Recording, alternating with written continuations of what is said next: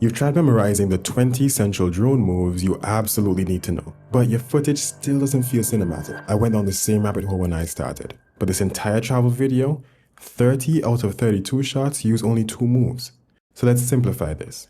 Here are the only 2 moves you actually need, the orbit and the push-in. If you can perfect these, you don't need anything else. But why these 2 moves? I think they feel the most natural because it's how we check things out as humans. So first, I'll show you the basic moves, I'll show you how to manipulate them to get the shots you want, and what you should actually focus on if you want cinematic footage. So let's start with the simpler one, the push-in.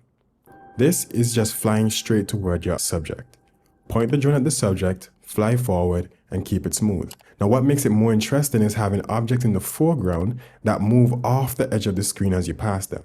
This creates more depth. It draws the viewer's eye to what you want them to see. The orbit is more dynamic.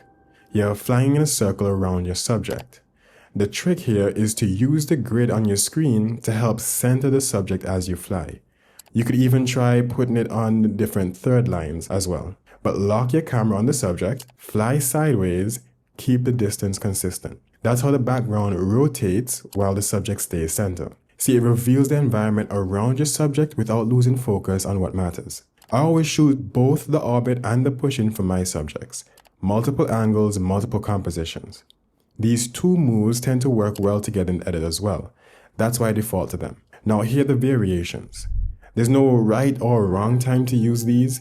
The more you fly and the more you use the moves, the more your taste will develop. You start using them instinctively. Let me show you what I mean.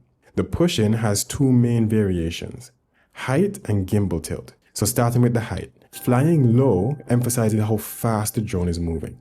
So if you want to show speed or movement in your shot, push in low with the ground in the frame. Flying high helps reveal more context. So push in high for shots where you want to orient the viewer quickly. The gimbal tilt controls how much of the ground, the sky, or the subject is in the frame. As you play with these 3 elements, that's where you can create interesting compositions.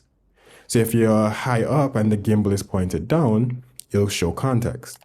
If you're low and the gimbal is pointed down, it'll emphasize speed. If you're low and pointing up, your subject will appear larger or you'll have more sky in the frame. Or if you're high up and pointing up, well, you're just taking video of the clouds at that point.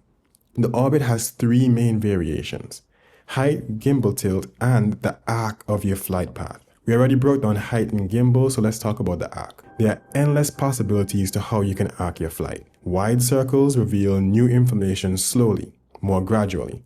A tight circle will have a faster rotation and can feel more dynamic. Try combining the 2, starting with a tight circle around your subject and ending with a wider circle showing the context. You could even try an ellipse, which creates more variety because you can blend 2 orbits into one. You start by orbiting one object and end with orbiting another one. Combine this with the height and the gimbal tilt and you'll have extremely dynamic footage. Remember, the more inputs you add, the harder it is to maintain smooth, consistent movement. So practice the basics first and over time add complexity. And practice orbiting in both directions. I don't know if it's just me, but orbiting to the left feels like 10 times harder than orbiting to the right. Notice in these shots, the drone move works because there's strong contrast between the subject and the background. That's the thing. Mastering these 2 moves doesn't automatically make your footage cinematic. You need to train your eye to see interesting compositions in the first place. There are several principles that work together to make your composition interesting. Sometimes I might be ready to fly, I'll have 1 or 2 of these principles, but because I'm missing a third, like maybe the light isn't quite what it should be, I won't take off because I just know the footage won't be good. But this only comes after learning and applying the principles over time. Here's what I've learned. It's not about memorizing more and more drone moves.